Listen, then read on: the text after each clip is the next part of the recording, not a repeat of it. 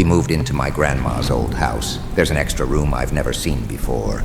My husband and I bought my grandma's old house, even though it's a wallpapered monstrosity from the 70s that's never seen a renovation. It was cheap, and that made it the perfect house. When we moved in a week ago, though, I noticed something different. Off the kitchen, between the bathroom and the pantry, there was a door. Danny got to it first. "Hey, Blair, look at this," he said, pushing it open.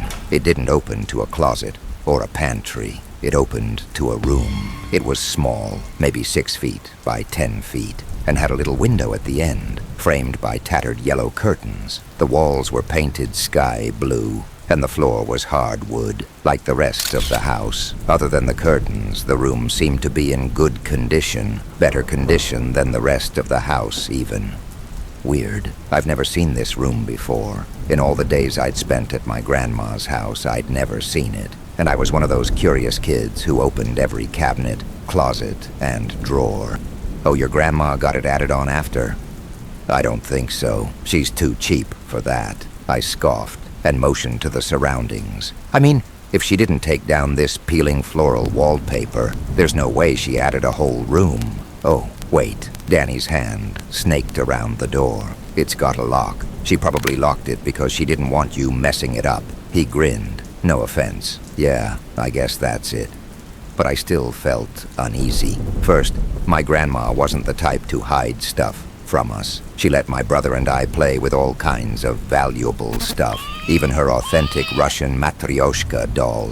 When I lost one of the smaller halves, she just smiled and said, "It's okay. It's just wood. You spending time with me is what matters the most." Second, it was an old 70s house. Except for a few of the bathrooms, none of the doors had locks. "Maybe we shouldn't be in here," I said, suddenly. Danny laughed. "Blair, this is our house now. We can go wherever we want. That's the point. I don't want to be here." He sighed. "Okay, fine."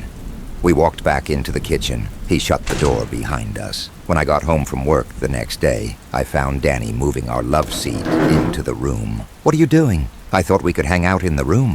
"Why?" "It's cozy, isn't it?" "No. Look, if you don't like it, fine," he grunted as he slid the love seat a few feet. "But I like the room, okay? I'll just sit there, alone, and play Skyrim or something." I laughed. "You still haven't beaten Skyrim? Didn't that come out like 5 years ago?" "Yeah," he said, looking at the ground in embarrassment. I walked over and helped him slide the love seat the last few feet. When it was finally in the room, even I had to admit it looked nice, cozy. The love seat was almost the same width as the room, and when it faced the window, it gave a sort of reading nook vibe. Danny flopped down on the couch and pulled out his laptop. "No, I'll sit with you," I said, "as long as you don't make me watch you play." He smiled. The two of us sat there on the love seat, arms around each other. Out the window, beyond the tattered curtains, I could make out the Ralstons' backyard. Even after all these years, their swing set was still up. 2 little kids were playing on it. The girl was on the swings, while the boy sat in the little fort atop the slide. "Those must be their grandkids," I said. "I remember playing with the Ralston kids when I was younger. Jenny and James Ralston. Did I tell you about them?" "Yeah. You told me Jenny smashed all your Play-Doh sculptures." "Oh, yeah. And she lied about it, too. Said the wind did it. Like, really? Did she think I was going to believe that?" I laughed and got off the couch. "It's cold in here. I'm going to get my sweater." "Oh, good idea. Can you get my jacket, too?" "Sure." I slipped past the love seat and out the door. I walked through the kitchen, into the dining room. What? Out the dining room window, the Ralston swing set caught my eye, but it looked different. It was old, splintered, sagging, decaying. The yellow plastic of the slide was stained with brown. One chain of the swing was broken, swaying limply in the wind. The children were gone. "Blair," I heard Danny's muffled voice through the wall. That's when I realized the room didn't face the outside. It faced the dining room. There was no way it could have a window. "Danny!" I ran into the kitchen. The door hung open.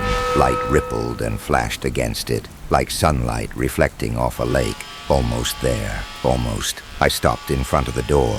"Danny!" He didn't turn around. His mess of black hair stayed absolutely still, staring at the window. I looked up. Through the window, the children were coming closer. The girl had abandoned the swings and was just several feet from the glass. The boy had hopped down from the fort and was jogging towards us. Neither had a face, just skin, stretched and smooth where their faces should have been.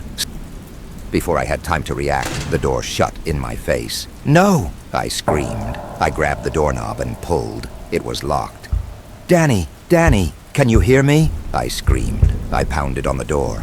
It shook underneath me. "Danny, unlock the door. Let me in." Silence. I screamed. I cried. I pounded on that door with all that I had. Breathless, weak, gasping for air. But when I finally stepped back, it wasn't a door anymore. It was a bare wall.